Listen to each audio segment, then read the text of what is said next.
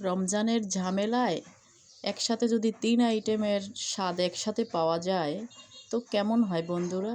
তো সেটাই তোমাদের সাথে আমি শেয়ার করব। আসসালামু আলাইকুম, কেমন আছো তোমরা? আশা করি ভালো আছো। দেখো আমি এখানে চপ বানাবো, এটাই তোমাদের সাথে শেয়ার করলাম। রমজানে বিভিন্ন কাজের ভিতরে ঝটপট বানিয়ে নিতে হয় বিভিন্ন ইফতারি। তো আমি আলু ডিম একসাথে সেদ্ধ করে নিয়েছি। তো আলুটা এখন ফেটে নেব, সুন্দর করে ভর্তার মতো করব এবং পেঁয়াজ, মশলা, হালকা মরিচ, কাঁচা মরিচও দিতে পারো, আমি গুঁড়া মরিচ দেবো, লবণ এবং একটা ম্যাজিক মশলা দিয়ে এটা মেখে নেব। এবার দিয়ে দেব আগে থেকে সেদ্ধ করে রাখা নুডলস। এখানে আমি এই নুডলসটা দিয়েছি, তোমরা স্টিক নুডলসও দিতে পারো, কোনো সমস্যা নেই, যার যেটা ভালো লাগে। তো এটা আমি সুন্দর করে মেখে নেব, তারপরে ধনিয়া দেব, দিয়ে মেখে এক সাইডে রেখে দেব। আসলে ইফতারিতে অনেক আয়োজন করতে হয়, সংসারের সব কাজ সামলে তারপরে আবার ইফতারি বানানো, তো যত ঝটপট হয় ততই ভালো। তো এইটা নিয়েই আমি তোমাদের সাথে শেয়ার করছি আমার রেসিপিটা। দেখো এখন আমি বেসনটা মেখে নেব। তো বেসনের সাথে হালকা মরিচ, হলুদ, লবণ দিয়ে সুন্দর করে আস্তে আস্তে পানি দিয়ে এটা মেখে রেখে দেব। তো এই ডোটা বানিয়ে নেওয়ার পর আমি হাত দিয়েই ভালোভাবে ফেটে নেব, কারণ হাতের কাছে অন্য কিছু আনার সময়ও তো প্রয়োজন, তাই আমি এরকমই মেখে নিলাম। তোমরা কিছু মনে করো না, তোমাদের অনেক কিছু আছে, আমারও আছে মোটামুটি, কিন্তু সময়ের জন্য আনতে পারি না, তাই আমি এই যে মেখে রেখে দিলাম। এবার আমি যা করব, দেখো ডিমটা আমার পছন্দ মতো আমি এরকম কেটে নেব, এটা যার যার পছন্দ মতো কেটে নেওয়া যায়। তাই ডিমের চপ, লুডুসের চপ, আলুর চপ সব কিন্তু আছে এটার ভিতরে, একটার ভিতরে। কেমন হয়েছে বলো তো বন্ধুরা আমার এই চপটা? তারপরে একে এই যে দিয়ে আমি দেখো কিভাবে দিচ্ছি। তো এটা দিয়ে একদম বড় হয় অনেক।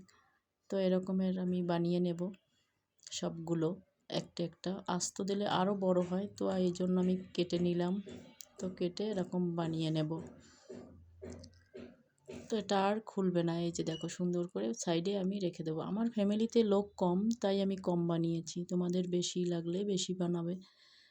তো খাবার তো আর নষ্ট করতে হয় না, আর বাচ্চারা বেশি খেতেও পারে না, তাই অল্প পরিমাপেই আমি সব কিছু বানাই, আর সেটা থেকেই তোমাদের সাথে আমি শেয়ার করি। দেখো কত সুন্দর বানিয়ে নিলাম চপগুলো। এবার আমি কিন্তু এটা ভাজবো, ভাজার জন্য চুলোয় নিয়ে যাব। তো দেখতে কিন্তু মাশাআল্লাহ অনেক সুন্দর হয়েছে, খেতেও দারুণ হয় এটা কিন্তু। এই যে এখন আমি বেসন যে রেখেছিলাম সে বেসনে চুবিয়ে চুবিয়ে একটি একটি তেলের ভিতর দিয়ে দেব। অল্প তেলেও ভাজা যায়, উল্টিয়ে দিয়ে, আবার ডুবো তেলেও ভাজা যায়। তো আমি মিডিয়াম তেল দিয়ে এই যে উল্টিয়ে পাল্টিয়ে সুন্দর করে গোল্ডেন করে ভেজে নেব, এটা যার যার পছন্দ মতো ভেজে নিলেই হয়। তো আমি এরকম ভাজবো, আর কিছু আবার দেব আমি অন্য ইসে, সেটা আমি একটু পরে দেখাচ্ছি তোমাদের। এই যে দেখো এটা কিন্তু তেলে ভেজেছি, মচমচাও হবে দারুণ, তবে খেতে তিনটা টেস্ট একসাথে কিন্তু।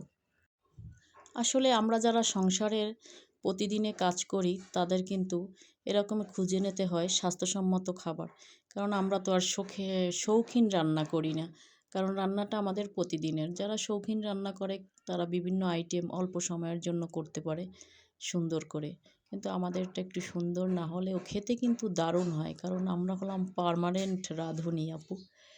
তাই একবার দেখে তোমরা ট্রাই করো। এখন দেখো এই দুটো আমি দেবো কিসে, তেল ছাড়া ভাজবো এয়ার ফ্রাইতে, এটাও কিন্তু দারুণ হবে, স্বাস্থ্যসম্মত হবে। তো এটা আমি এয়ার ফ্রাইতে ঢুকিয়ে দিলাম এবং 10 মিনিট পরে দিয়ে দেবো টাইম। তো 10 মিনিট পরে আবার বের করে তারপরে আবার উল্টিয়ে দেব। এটাও খেতে অনেক মচমচে হয়, শক্তও করা যায় এবং নরমও থাকে, যে যেরকমের রাখে এটা সেরকমেরই হয়। এই যে দেখো কত সুন্দর হয়েছে, কালারটাও অনেক সুন্দর। তো বন্ধুরা এই ভিডিওটা যদি তোমাদের ভালো লাগে তো তোমরা আমার পাশে থেকো, ভুল ত্রুটি ক্ষমা দৃষ্টিতে দেখো। তো আমি তোমাদের পাশে আছি সব সময়। এরকম সহজ রেসিপি পেতে আমার চ্যানেলটি তোমরা সাবস্ক্রাইব করে পাশে থেকো। আবারও দেখো এই যে তোমাদের দেখিয়ে দিচ্ছি কত সুন্দর হয়েছে, দেখেছো? খেতে কিন্তু দারুণ হয়েছে মাশাআল্লাহ। তো আজকের ভিডিওটা এই পর্যন্তই ছিল। কেমন হয়েছে বলো, জানিও। কেমন তোমরা ভালো থেকো। আল্লাহ হাফেজ।